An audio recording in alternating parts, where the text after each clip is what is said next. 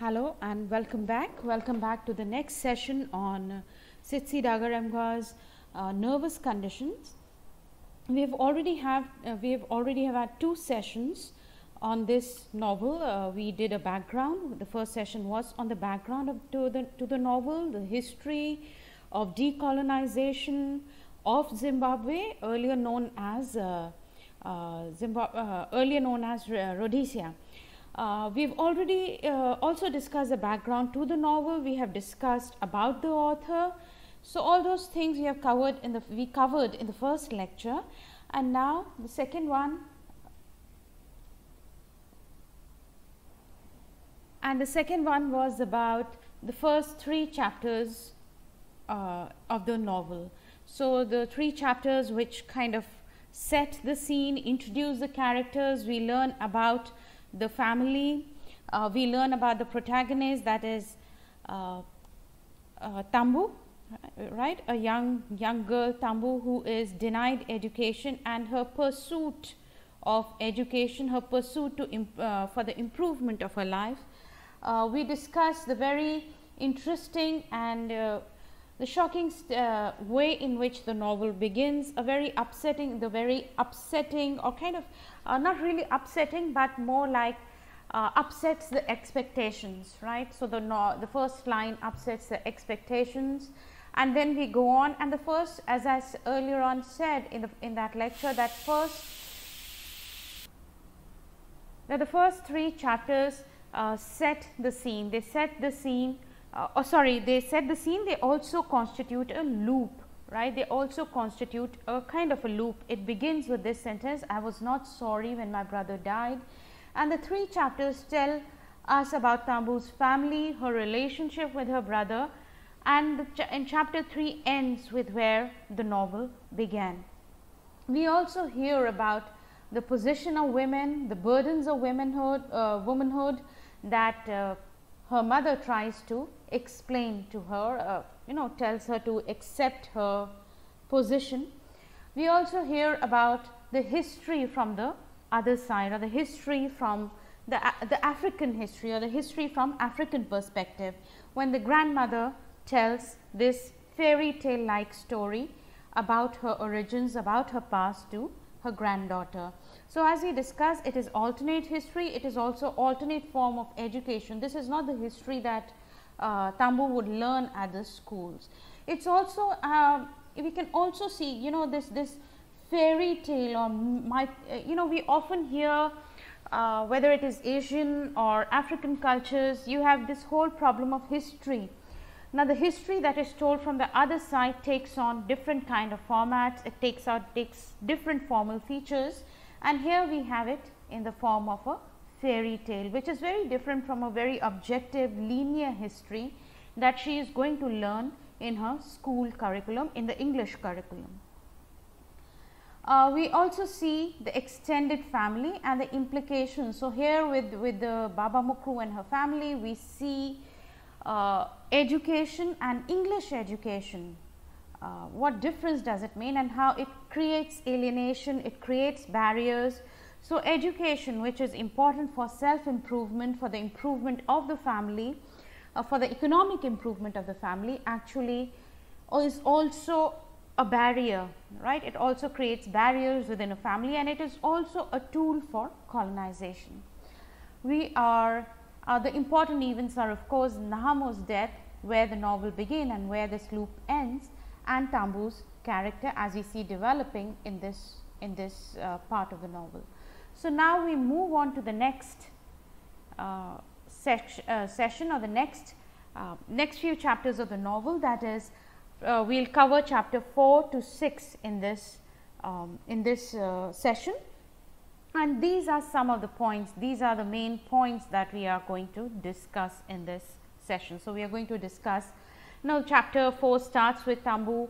After Nahamo's death, Baba Myguru, her uncle, her father's eldest brother, takes over, goes on to suggest that Tambu should be the one who should be educated, sent to the missionary school, get English education. So, in a way she could take Nahamo's place and help the family. So, Tambu is taken to the missionary. She goes to Baba Mukuru's house, and from there on she would pursue her education. So we begin with Tambu's reactions, her reactions to leaving the house and her reactions to coming to Baba Mukuru's house in the mission, her life in the mission as it starts. We would also talk about Tambu and the relationship between Tambu and Nayasha. Nayasha is her cousin, she's the one who had been to England for when she left for England when she was 2 years old, and now she's returned. And if as we saw in the last, I think in chapter 2 or 3, when they come back to this African homestead, Tambu's homestead, Nayasha is clearly out of place, and Tambu disapproves of it. Nayasha has also forgotten some of the customs, she has forgotten the language, and therefore Tambu and Nayasha can no longer communicate, because Nayasha speaks English and Tambu's English is is not up to the mark. She speaks Shona, so their language, so how does their relationship grow in these initial years? We will also get a glimpse. We would also see another family here, Baba Mukuru and Myguru, the husband and the wife, and we see another family here. We have already seen Jeremiah's family, that is Tambu's parents. So we see another family here.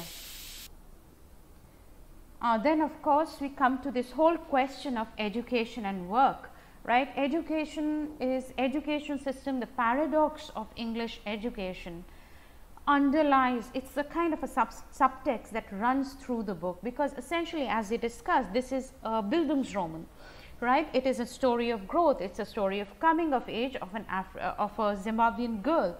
So Zimbabwean girl coming of age, getting through this, a story of her improvement, her growth through English education, but at the same time it is also about assimilation into the colonizer's culture, alienation from her own culture. That is what this paradox of education system is about, the paradox that underlies this text, this novel. We see a glimpse of missionaries, the men and women who come as missionaries. We hear the discussion about multiracial government school and missionary schools.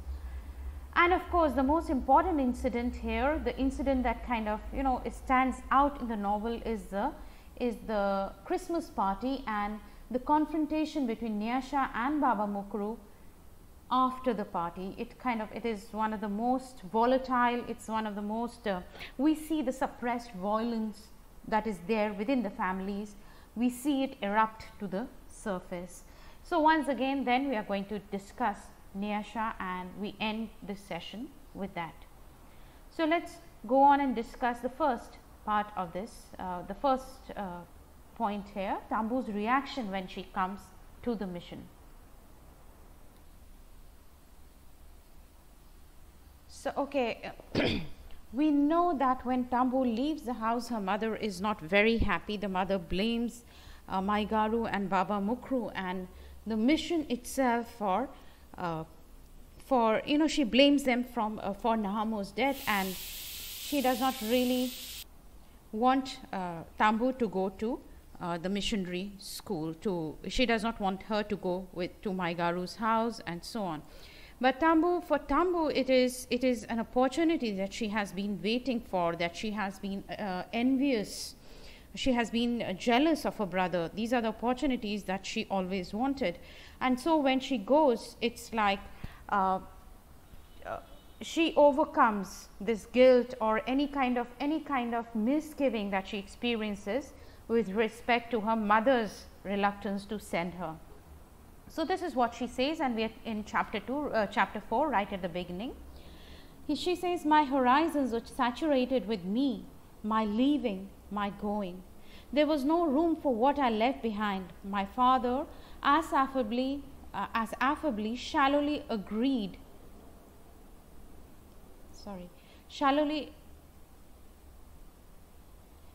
My father, as affably, shallowly agreeable as ever, was insignificant." Right? The father is insignificant because, after all, the father, we have seen Jeremiah just agreeing whatever his elder brother says. He just agrees blindly to whatever his elder brother says.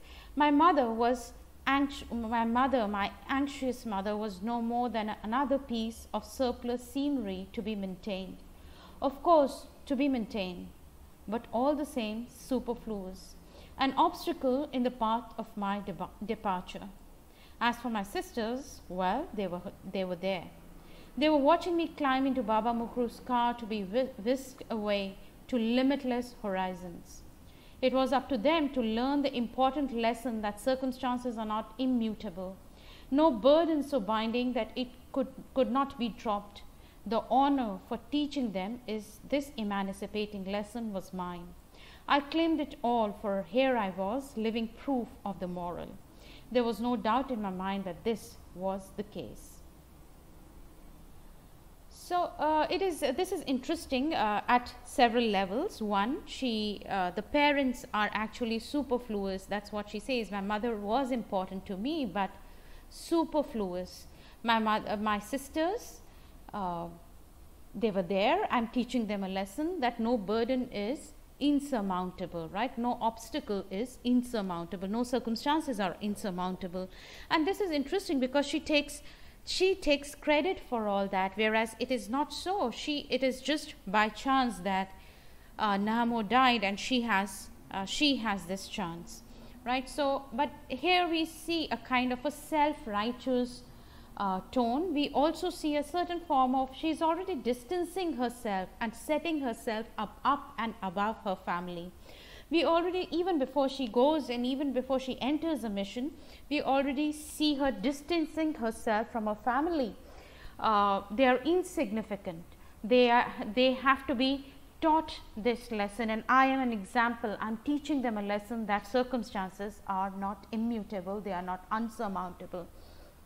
So we already see that alienation, a kind of superiority with which Tambu lives. And this is, and she takes credit, as I said, she takes credit for the circumstances which are actually not of her making, but just a matter of chance. However, when she leaves this old world, the angry and the resentful mother, her sisters, it seems like she's stepping into a new world. She's leaving her old self behind, right? She leaves the old self behind. When I stepped into Baba Mukuru's car, I was a peasant, and she describes her peasant, how it is, how her clothes, her body, they all represent, she embodied her poverty, right? But now she's going to leave all that behind. It was evident, that is, her poverty, her status as a peasant was evident from the corrugated black calluses on my knees, the scales on my skin that were due to lack of oil, the short dull tufts of malnourished hair. This was a person I was leaving behind, right? She's leaving behind this Tambu, who was a part of this family, this unit which, although poor, was still a family. This was a person I was leaving behind. At Baba Mukuru's, I expected to find another self, a clean, well-groomed, genteel self, right? A clean, well-groomed, genteel self. She is going to turn around herself, right? She's going to fashion her own self. She's going to create her own self. And she says, a clean, well-groomed, genteel self who could not have been bred, could not have survived on the homestead, right? This clean, genteel self is distanced. It does not belong to the homestead. It does not, her poor homestead, her family. At Baba Mukuru's, I would have the leisure to be be encouraged to consider questions that had to do with survival of the spirit, the creation of consciousness rather than mere sustenance of the body. This new me would not be enervated by smoky kitchens that left eyes smarting and chest permanently bronchitic. This new me would not be frustrated by wooden fires that either flamed so furiously that the sadza burned or so indifferently that it became Modza. I'm sure, I'm sorry, I cannot pronounce that word correctly, but you get the sense, right? She's leaving the homestead, she's leaving the poor, the existence, the impoverished existence, where everyday things like cooking, eating, survival in itself was a battle, was a struggle. But now she's going to question, she's going to think about spirit, consciousness. So she's moving, she thinks that she's going to, now she's going to be preoccupied with other higher level of existence. And of course, she is sad about leaving the river, but she takes that in stride, having developed well, I did not see that there would be reason to regress on occasions that I returned to the homestead, right? She thinks that she would fit well, and once she returns, she would be able to fit back within, right? She would again be able to enjoy her sister's company. She's going to be able to enjoy the river and going over there, all the things that she enjoyed in the homestead. So she feels that she's going to another world, but there would be times when she would come back to enjoy these things. So on the ride to the mission with Baba Myguru, Tambu thinks about leaving her old self behind. She expects to become clean, well groomed and genteel self when they arrive at the mission. And when she arrives, she's overwhelmed with the opulence of the house, and she remembers Nahamo telling her that not even the whites, he had used the carol in an impressionable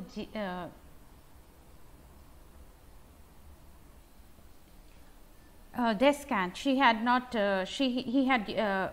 had used to carol in an impressionable descant. Not even the whites themselves could afford it. I should have been prepared then for the splendor of that house or the mission, but I was not. And having not had the experience with which to improve my imagination, not even my brother's diligent descriptions were able to create for me a true image of my uncle's house. And so she is overwhelmed with the splendor of the house, with the opulence of the house. And we know clearly that Baba Myguru is the only Zimbabwean, only African, only person of color living in a white house, which is the source of pride for the family. At first, Tambu believes that the garage is Baba Myguru's house, right? She sees the building. And she thinks that is Baba Myguru's house, but then she is astonished to find that it was a place it was not a house, but a place for the cars, not people. She is very surprised. You would have to read this part in chapter 4. And she suddenly feels very ashamed of herself and her own family and her own upbringing, and that is what is described here. She is ashamed of her own family, her own upbringing. She is ashamed of her own homestead. So thinks her family must be very poor for Baba Myguru to be helping them so much. So she feels kind of out of place, and we already see and hear that there is no conversation. There is no conversation between Baba Myguru and her uncle, and whom she respects and loves so much, and Tambu herself. We already see in that silence that Baba Myguru, his prosperity, his status, his education has alienated him from the family, where the family can respect him, they love him, but they cannot really communicate with him. So just to read out here, the first impression of the grandeur was too exotic ever to fade, but I have learned in the years that have passed since then to curb excesses and flights of fancy. The point has been made. I can refer to my uncle's house as no more than that, a house. And so here this is interesting part, because here we see Tambu not as a 14 or a 15-year-old when she went to the mission and Baba Myguru's house. Here this little part is Tambu, the grown up Tambu, when she is writing this story, she remembers her younger self, right? She remembers her younger self and shows. So here we see that Tambu has changed, right? There is a hint that Tambu has changed. What would have impressed her once, what would have sent her to excesses and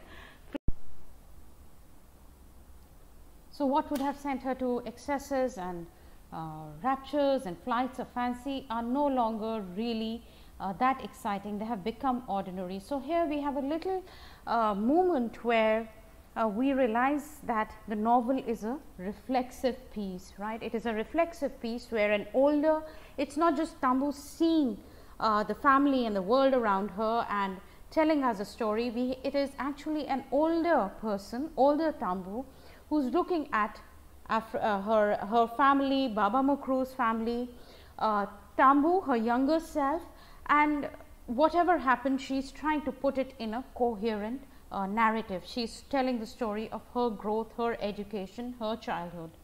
So for a moment we see a glimpse in this little in several such little instances throughout the novel. We see a glimpse of the older person, Tambu, as she would be an older person, right? As her character has evolved as an older person. So here we also see, that it was painted white, the house, and as I mentioned, this whole idea of the headmaster, him being the headmaster and living in a white house, was in itself a matter of pride for the family. And here we see how education and prosperity has alienated Baba Myguru, and this is what Tambu says. He was wealthier than I had thought possible. He was educated beyond books, and he had done it alone. He had pushed up from under the weight of the white man with no strong relative to help him. So he had pushed up. Tambu sees him as a man, as a hero who has pushed up against the weight of the white man. How had he done it? Having done it, what had he become? A deep valley cracked open. There was no bridge. At the bottom, spiked crags as sharp as spears. I felt separated forever from my uncle. So, and it all becomes very depressing and confusing. So she becomes aware, she becomes aware of her background, her impoverished, poor background, and very backwards, her family, and then the difference between herself and Baba Myguru and the alienation. She is not able to speak or communicate with him. The house, its color, everything showing the difference, making her feel out of place. And also we see this whole idea of, and we'll come back to this whole idea of Baba Myguru and his heroism of pushing against the weight of the white men, or pushing against the weight of the colonizer. Is Baba Myguru really pushing against the weight, or has he become the part of the system of colonization? That is because of his education. That is an important thing to consider as we go on.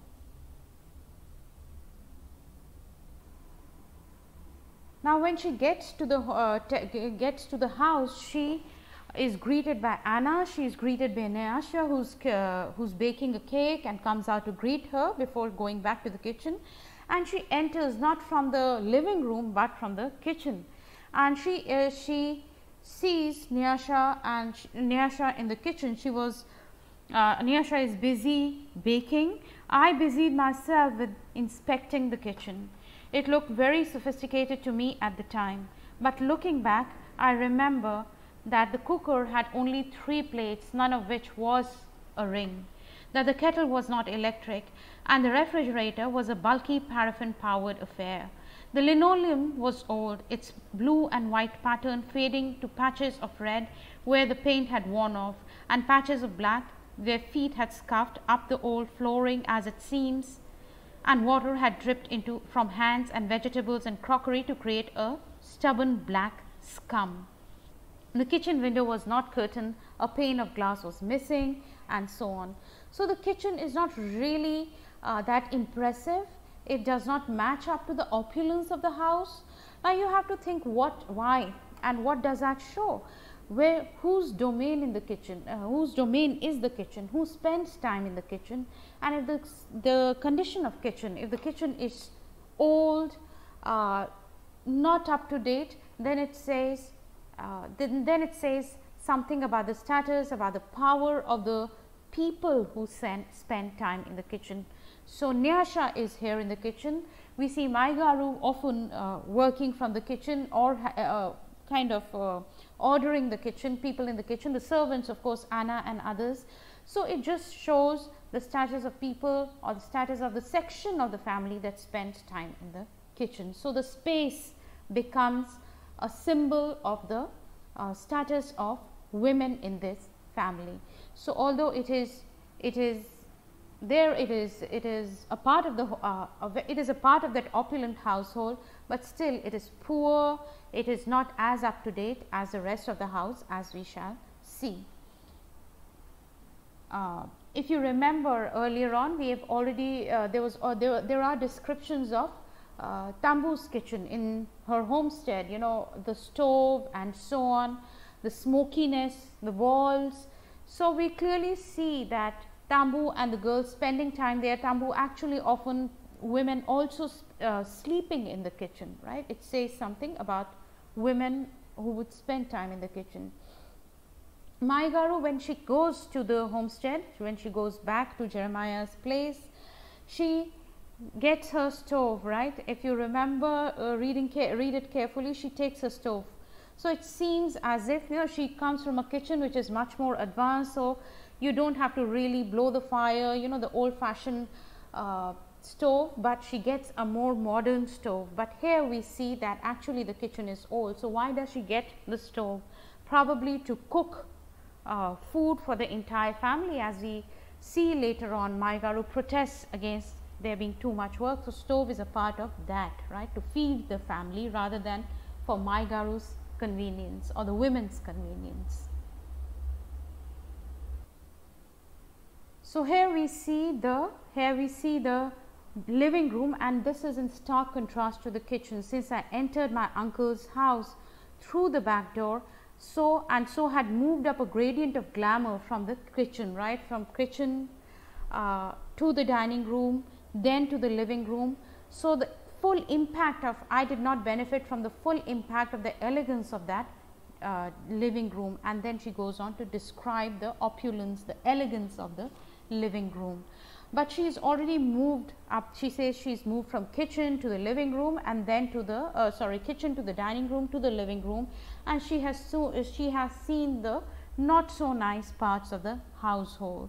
So living room to impress people, to project a kind of a surface, right, to project an image here, to meet people, to meet the guest, to meet the guests, yes, and to have people. So living room is oppressive, but you see the kitchen and all where the work happens, that's not so nice. And it says, as I said, it says something about the dynamics of the family. Now we've already I think we have discussed it quite in detail, Tambu's reactions when she first comes to the mission, to the house and so on. Now let's talk about Tambu and Nayasha, the cousin whom she feels an affinity towards her because they are the same age. They used to be friends before Nayasha went to England, and the cousin also whom she disapproves of because Nayasha, she feels, often says, does not respect, has forgotten the customs, does not fit. So let's see how the relationship between them evolves. At first, Tambu is very uncomfortable, and when we see them in the scene, Nayasha comes out, greets her, goes back to her baking in the kitchen. But when they are supposed to share a room, and if you remember, when Tambu is driving to her uncle's house, she thinks about where she is going to stay, and she is very uncomfortable with the idea of sharing a room with Nayasha, and she prefers to share a room with Anna, who is a servant, right.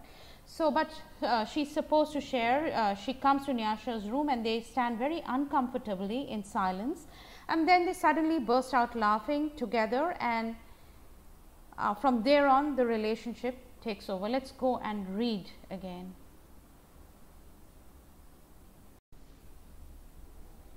So this is where they meet, right? This is where they form a kind of a very first tentative bond with each other when they find themselves alone in the room. And she says, Nayasha says, we shall have to speak to each other sooner or later. And anyway, it's not you I'm cross with. Tambu finds out that she is actually cross with her mother. And so she seems well disposed towards me, and that's how their friendship begins. Tambu has lots of questions about the school, the lessons and so on. And Nayasha is happy to answer those questions. I'm glad, said Nayasha, when we began to talk seriously, that we have to share this room. Compare this to Tambu's earlier misgivings, right? It means we will be friends. But you curled your lip at us when we came back to England, and so I didn't know what was going to happen when you came. I just said to myself, I'll try to be nice, I'll try to be friendly and see what happens. It clearly, and then Tambu says, I did not sneer at you, but I did not sneer at you.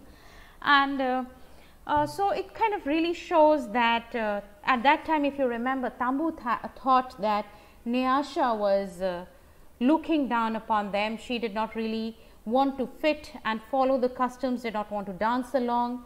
But here we see Nayasha having same thoughts. So actually they are girls, they are teenagers, and their minds work in the same fashion. Both of them are not sure what the other thinks, and therefore they cannot overcome that barrier, but they have to now because they are sharing the room. And not only that barrier, they also overcome this barrier of language somehow. What she could not speak, if you remember, she could not speak to Baba Myguru, although they both of them could have spoken in Shona, but here she is able to talk to Nayasha. Our conversation was labored and clumsy, but when Nayasha spoke seriously, her thoughts came in English, whereas with me, the little English I had disappeared when I dropped my vigilance to speak of things that mattered, and so on. So they discuss, despite the barrier of language, they are able to communicate. And Nayasha is very, Nayasha shows her, and she is very happy with the house, as we discussed earlier. And this is what Nayasha, when they really get to talking and they become close, right? She talks about how close a friendship they develop. This is what Nayasha has to say about her, about their stay in England. We shouldn't have gone. The parents ought to have packed us off home. They should have, you know, lots of people did that. Maybe that would have been best for them at least, because now they are stuck with hybrids for children. They are stuck with hybrids for children, and I think this is an important word, hybrids. Why hybrids? Because they are African children, and the parents would want them to retain their traditional culture, to remember their traditions, customs, habits, but at the same time, having spent formative years in England, they are not able to follow the customs, they are not able to understand the language, and so they might be in terms of body, in terms of their roots, they might be Zimbabwean or African, but their education, their stay in England has alienated them from their customs, and they do so now Baba Myguru and Myguru are stuck with hybrids for children, and they don't like it. They don't like it at all. It offends them. They think we do it on purpose, so it offends them. And I don't know what to do about it, Tambu. I really I don't. I can't help having been there and grown into me that has been there, but it offends them. I offend them. Really, it's very difficult. And I think here it encapsulates this part captures Nayasha's problems with the parents and her parents' problems with her. Right? She has been there, she has had that experience, she has had that exposure of living in England, and now she cannot just forget it and go back to being a traditional Zimbabwean or an African girl. She has had those experiences, she has had those exposures. Her parents would want her to become a good traditional girl, but she cannot help having that exposure, she cannot help think, she cannot help being something different, and she is not able to reconcile. She's still a teenager, she is not able to reconcile that. Tambu is still a little, she is still conservative, I would say. She's still a little, how do you say, a righteous one. So look at her words here. Even if you have been to England, you should respect your mother, I told her. I would not speak to my mother in the way I've heard you speak to Myguru. Nayasha, Myguru. Nayasha sucked air between her teeth. Don't worry about my mother, she answered bitterly. She doesn't want to be respected. If people did that, she'd have nothing to mourn about, and then what would she do? She spends most of her life complaining. So this is what Nayasha has to say about her mother, which further overwhelms and upsets Tambu, but that is what Nayasha thinks. And let's talk about her mother a little bit more. So let's move, before discussing Myguru and her education and her status in the family, in her immediate family and in the extended family, let's have a look at the relationship between Baba Myguru and Myguru, and we should get a little hint of why Nayasha seems ungrateful and is uncomfortable with her parents. So this is the scene where in chapter 5, where Tambu has her first dinner, her first meal with the family, and it's quite a revealing scene. She feels that no one who ate from such a table could fail to grow fat and healthy, right? She says that.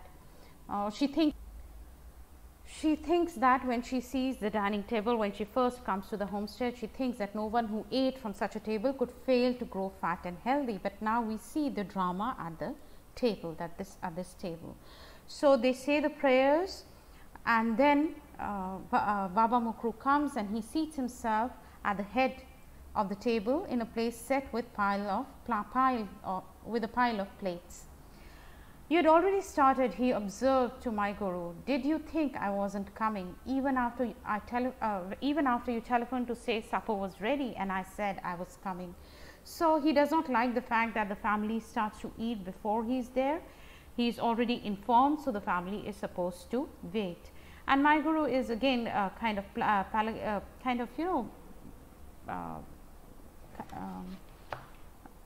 placates him, right?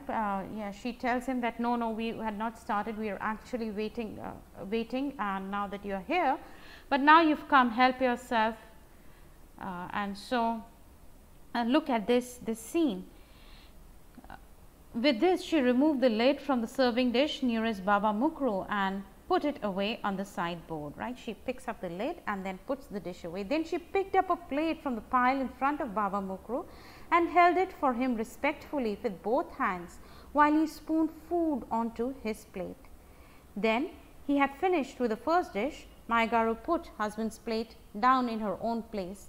She exchanged the dish from which Baba Myguru had helped himself for another, and then picked up his plate to hold it for him while he helped himself once more. And this drama carries on until Baba Myguru had helped himself from the third dish. Then it was discovered that Anna had forgotten to make the gravy. Baba Myguru said he liked gravy, and then Nayasha quickly volunteers to go and make the gravy. As she's gone, Myguru and her father discuss what she's reading, and she's reading Lady Chatterley's Lover by D.H. Lawrence, and they hide the book, right? He feels that, I don't know what's wrong with your daughter, it's with our daughter. She has no sense of decency, so reading certain books which she should not, according to him, she should not read. So she has no sense of decency, nothing whatsoever. So it makes her indecent, not just disobedient, but indecent. So saying, he took the book and left the room, returning a minute later without the offending volume. You think she shouldn't read it? Myguru asked. I thought so too, but Nayasha is intelligent and a good girl, and that is only a book, I thought. And so Myguru is a little lenient towards Nayasha. We also see a similar trait in Tambu's mother. Remember when Tambu's father does not want her to go to school and Tambu says that I can earn my fees, the father laughs at her, but the mother says let her do it, and she goes on and does that. So the mothers are the mothers seem to understand the daughters well, but they would not really go ahead and oppose the fathers in favor of the daughters. So they might help the daughters, but they circumscribe their place, not go against the husband. So within the patriarchy, whatever they can do within that circumstance, within that within their tight boundaries. And he accuses Myguru of spoiling Nayasha, and he says no daughter of mine is going to read such books, right? So very, very authoritative, almost dictatorial. And so Nayasha comes back with the gravy. Myguru said that Baba Mukuru's old meal was no longer fresh. She said she would eat it herself, that Baba Mukuru would serve himself another portion. Baba Mukuru thought his wife was making a fuss about nothing, but she insisted, so the ritual of dishing out of my uncle's food was performed again. And this time Nayasha is not able to wait, and she starts eating, and Baba Mukuru immediately stops her, right? So she's the one who went and made the gravy, and now when she starts taking her food before her father and her mother have taken the food, Baba Mukuru stops her. What are you doing? And it's again she's being a bad girl according to him. Nayasha says that I thought you'd finished with rice, and he says, what about your mother here, right? Do you think she doesn't know what she's doing, waiting on me like this? And she says very logically, I don't like cold food. So the mother is supposed to wait on the husband, and the daughter is supposed to wait on the parents, right? So wait for them before you start. And Nayasha doesn't understand that. And once again it becomes so these little instances show the conflict that's there between Baba Mukuru and Nayasha, but also the conflict that Nayasha herself is experiencing between tradition and her modernizing thoughts.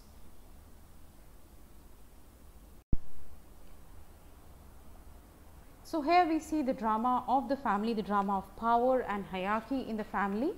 Baba Mukuru, his authoritarian control, his authoritarian position as a head of the house, Myguru accepting that power, accepting her position as a wife, and Nayasha still conflicted about it. She has not really found a balance between tradition and her education, her English education. Tambu is an outsider and who's witnessing this scene, and for her at the moment Nayasha is a problematic Nayasha is the one who is a problematic element in this scene, because remember at the end of chapter 5 she says that her heart brimmed over with love and gratitude for her uncle and aunt. Right? She knows Baba Mukuru as a head of the family, as a generous man who's helping her family, and she has been conditioned to accept her position, her lowly position in the family hierarchy. She unquestioningly waits on people as they wash their hands, if you remember in earlier chapters. So Tambu does not really see what is Nayasha's problem. Why is she so conflicted about things that are a way of life for her? So here is again Tambudzai, when they are talking to Tambudzai, he mentions, Tambudzai hears Baba Mukuru talking about Nayasha. I don't know what's wrong with her, but there's something wrong with her, something very wrong. A good child doesn't behave like this. So constantly there is this whole idea of Nayasha not being a good girl, not being a good child. And then of course Tambu learns that Nayasha smokes, and his Baba Mukuru was right. Nayasha, all these things kind of to Tambu it seems as if Baba Mukuru is justified. Baba Mukuru was right, his daughter was beyond redemption. So Tambu mirrors, or for Tambu, Baba Mukuru at the moment is justified in his worry about Nayasha. We see a little bit more of Nayasha where Anna kneels, and Anna's behavior this one, it upsets Nayasha. Why are you kneeling? Just talk to me. And so we see different facets of Nayasha. We see different aspects of Nayasha's characters, which we are going to discuss once again at the end of this session. Now, coming to Myguru's character, I think it is towards in chapter 6 somewhere, or I think later in chapter 5, Tambu discovers that Myguru is educated. She has done masters in England. As Baba Mukru was studying, so was Myguru, and she pursued masters, but somehow that is never mentioned in the family, and somehow she never really talks about her achievements. It's Baba Mukru who went and became, and we are constantly told about how Baba Mukru has pushed against the weight of the white man, become educated, and therefore improve the circumstances of the family, but we never really hear of Myguru's achievements. And when Tambu asks her, she says, "Did you ever ask?" She countered and continued, "Yes, we both study, your uncle and I, in South Africa for our bachelor's degrees and in England for our masters." And Tambu says, "I thought you went to look after Baba Mukru." That's all people ever say. Nobody talks about her achievements. Myguru snorted, "And what do you expect?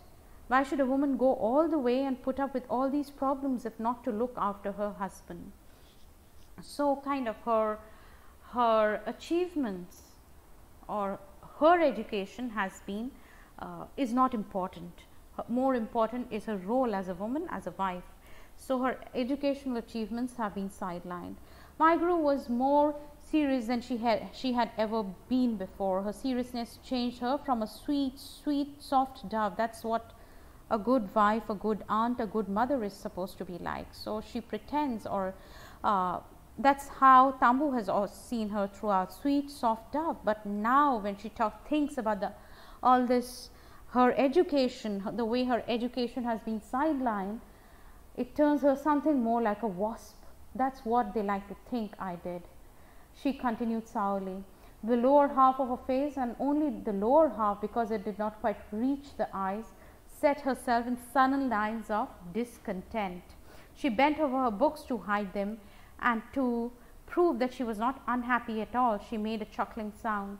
I think she thought gaily, but sounding pained. Whatever they thought, she said, much good did it do to them. I still studied for that degree and got it in spite of all of them. Your uncle, your grandparents, and rest of your family. So the husband she's got a degree in spite of them, uncle, grandparents, and the rest of the family. Can you tell me now that they aren't pleased that I did, even if they don't admit it? No, your uncle wouldn't be able to do half the things he does if I didn't work as well. So the prosperity of Baba Mukru is not just Baba Mukru's, it is Myguru's as well, right? It is her as well. So if Baba Mukru is able to be generous to his family, do so much for Tambu, Jeremiah, and everyone, that is because I didn't work as well. You must earn a lot of money, I breathed. My aunt laughed and said she never received her salary. I was aghast. What happens to your money? I asked. The money that you earn, does the government take it? And the aunt says, you could say that, but actually it is the husband. The salary, the wife's salary goes to the husband, and she has to, she might work, she might get the degree, but this is the line that she does not cross. What is it to have what it is to have to choose between self and security, right? Self, what I want to do, and security, that the society, that if embracing her place as a wife, as a mother, she gets security. When I was in England, I glimpsed for a little while the things I could have been and the things I could have done if things were different. But there is husband, but there is child, and does anyone realize, the sacrifices that Myguru makes? People forgetting her achievements, not getting any rewards, not getting returns, not even getting her salary. As for me, no one ever even thinks about the things I gave up, right? It is her lot, it is a woman's lot to sacrifice, and she has sacrificed. So in a way she becomes a part of patriarchy. She might study, but then this is a boundary. This is how far she will go and no further.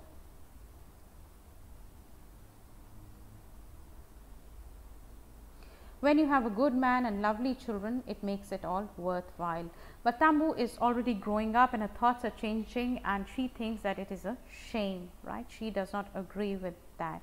And she feels sorry for Myguru because she could not use the money she earned and for her own purposes. What is the money being used for? To help the family and to help Tambu's family. And Tambu comes to the crux, prevented by marriage from doing the things she wanted to do. So marriage to Baba Myguru has been a kind of a has chained Myguru. She comes to the conclusion that it is as if necessary to efface yourself in order to preserve his sense of identity and value. Then I was sure Myguru had taken the correct decision. So if she wants to do something for herself, she could, but then she would not be a good wife, she would not fit into the role of a good mother.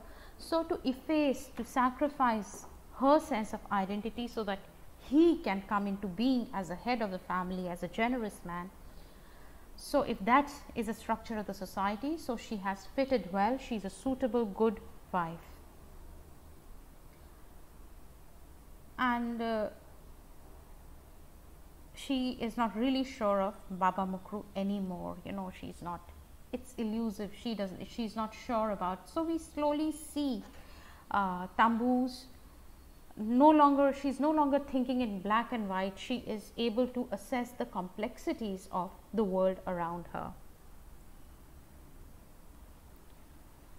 So we've already discussed these four. We now go on to discuss briefly the missionary and multiracial government schools, and then of course the party, and a little bit about Nayasha's character. Now chapter 6 begins with Tambu's life outside the household, her life at the missionary school, and she finds she is interacting with white people, so something that did not really happen when she was living in her homestead. So Tambu's perspective continues to expand as a result of living in the mission. She had once only seen white people as colonizers, as her experience was limited to white men and women who gave her money on the street, so but would not buy her corn, but would not buy her mealie, so gives her charity rather than trading with her. So she's seen them as colonizers, as people who would give her charity but would not see her as an equal partner. At the mission, Tambu interacts with white people on a different level. They are her classmates, her neighbors, her teachers, and while the divide between the races still exists, it's much more subtle than what it was when Tambu lived in the village. However, as she narrates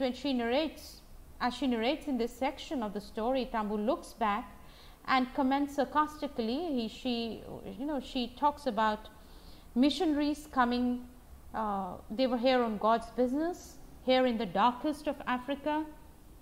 They are making kind of a sacrifice for civilizing Africa. So the white missionary, the work is called a sacrifice for civilizing the dark continent. And she seems a little sarcastic here. They were deified and we treated them like minor deities with a self-satisfied dignity. So they have a kind of self-satisfied dignity, a righteousness that comes naturally to the white people in those days. So they feel that they are superior and they have made a sacrifice to civilize. So this is reinforced by the attitude of the natives, of the Africans, who treated them like minor deities. So we see how deeply colonialism and racism is kind of ingrained in Rhodesian society on every level, right? So missionaries feel a kind of a self-righteousness. I often ask myself, why did they come, right? And what is the message that is sent out is that they bring us brotherly love, contribution, and lightening our diverse darknesses, right? They are lightening the diverse darknesses, and so on. So there's certain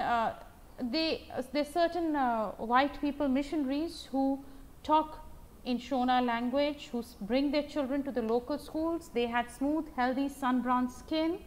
This took away most of it. This took away most, if not all, the repulsion towards white people that had started.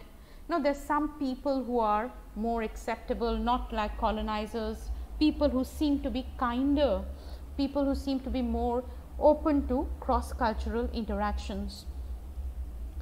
But again, it is very limited. It is very because there are so many whites on the mission, I had a lot to do them, but their behavior remains difficult to understand. So, there are different forms, different kinds of whites. She at least does not see them as one singular powerful race. And she says, after that it did not take me long for me to learn that they were in fact more beautiful, and then I was able to love them. For now she is talking like that about the missionaries, but later on, as we see when she goes to Sacred Heart, that her attitude towards nuns is also becomes problematized, especially under Nayasha's influence.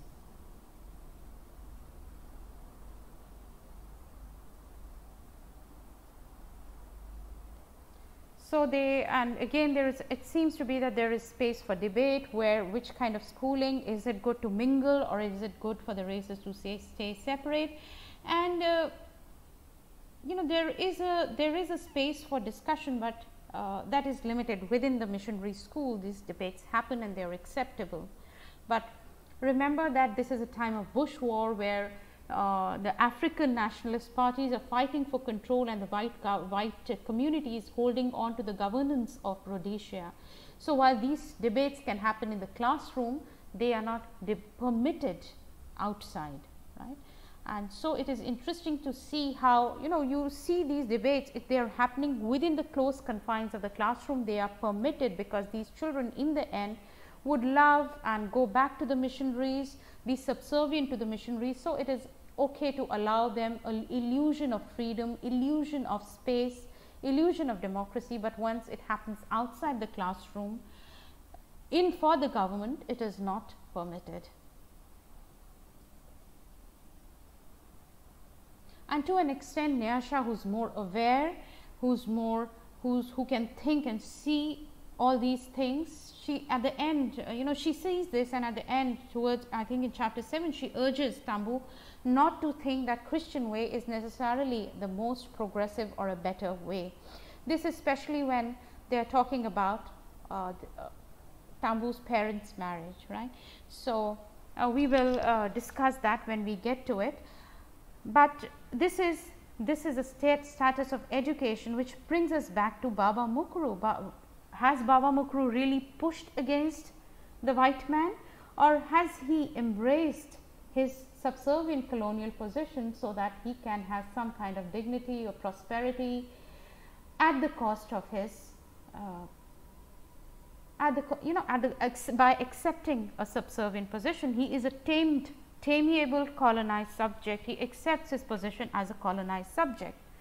So, he is he's elite who aligns, belongs to that elite class who aligns with the colonizers in order to improve his lot. Because here we see, again reading in chapter 5, not surprised, whites were indulgent towards promising young black boys like Nahamo, like Chido, like Baba Myguru himself.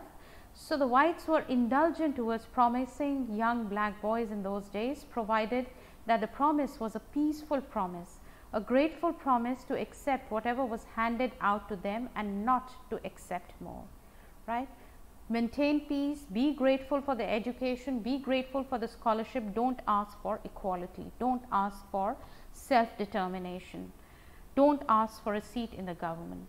So, be grateful to what is being given, and Baba Myguru is somebody who has accepted that, and he is reaping the rewards of that acceptance. The authorities thought Baba Myguru was a good African, and it was generally believed that the good African bred good African children who also thought about nothing except serving their communities, that is helping their families, improving the lot of African communities, but how?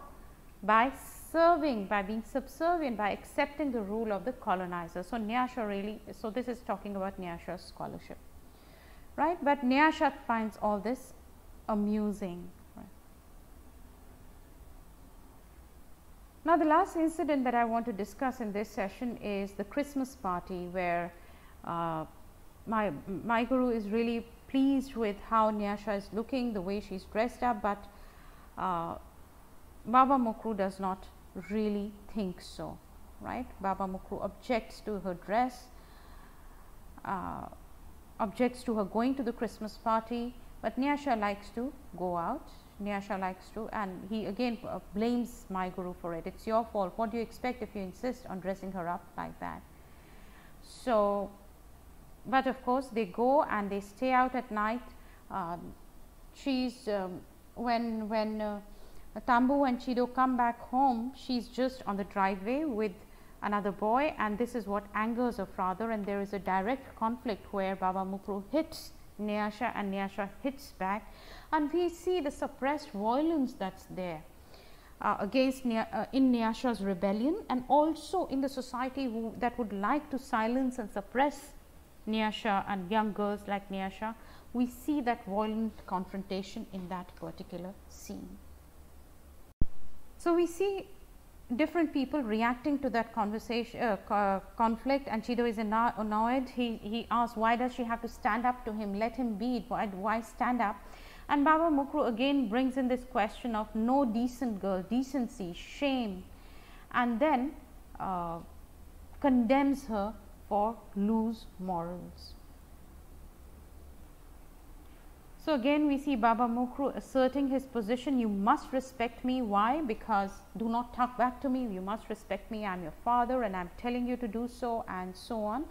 Do not talk back. And Nayasha is not really in the mood to reconcile, and she tells him that you have taught him how I should behave. I don't worry about what people think, so there is no need for you to. Right? This is what she has learned from Baba Myguru, but she does not remember that Baba Myguru, being a man, being an educated man, can take a lot of liberties which she as a girl and as an unmarried girl, as a young girl, cannot. And then he says your sister will behave like a whore without saying anything, keep quiet. So Chido, he kind of condemns Nayasha of loose morals, as I said, which kind of pricks, which upsets Nayasha, and she says, so why should I worry about what people would say when my own father calls me a whore? And that's the last, that's when they get violent, both of them hitting each other. And at one point of time, as he says, as he's being held by Chido, he says, she has dared, right? She has dared. What has she dared? To raise her fist against me, to challenge me, her father, and that is unacceptable. She will not live, right? She will not live. So we see the violence that's there against anything that would question the authority of the patriarch, of the head of the house. And he asks her to leave the house, and so on. And Tambu, once again the outsider, this is how she reacts. How dreadfully familiar that scene has been, with Baba Myguru condemning Nayasha to whoredom, making her a victim of her femaleness, just as I had felt victimized at home in the days when Nahamo went to school and I grew my maize. The victimization I saw was universal. It did not depend on poverty, on lack of education, or on tradition. It depended on any of the things, it didn't depend on any of the things I had thought it depended on. Men took it everywhere with them, even heroes like Baba Myguru did it, and that was the problem. And she admits that Nayasha was not tactful, she did not reconcile, she did not be tactful as Myguru is, but what I didn't like was the way all the conflicts came back to the question of femaleness as opposed and inferior to maleness. And she now realizes she is now independent enough in her thinking to suspect that no, her thoughts are turning around. What she was earlier, she is now we see it's not the clean, well groomed self, but more complicated and messy thoughts, more complicated and messy self that she is transforming into with these thoughts. And she realizes that in her gratitude towards her uncle and aunt, she had acquired an insipidity. She had acquired a subversive attitude when she had been much more independent thinking when she was younger, and she admires, she is reminded of that by the intensity and determination that she sees in Nayasha.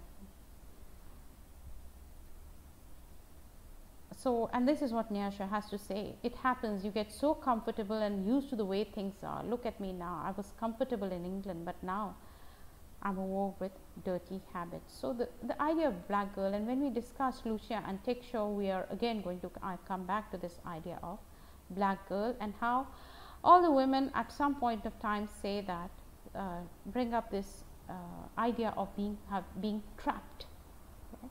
Being trapped in their in the things that are beyond your control.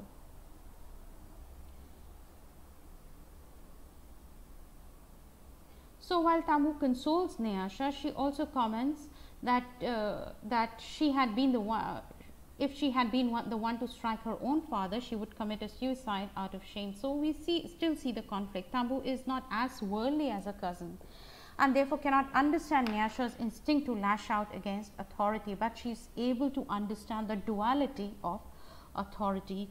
And as we have talked about, you would see a lot of instances how Nayasha has this deep, incisive way of seeing things, because she has been outside and then being brought back and into the system. So, she sits on the boundary between tradition and English culture, traditional African and English culture, and sitting on the boundaries between the two, she is able to see the deficiencies, the shortcomings of the two cultures, or the two ways of life, and you know, and especially for women who would be disadvantaged in either of the two positions.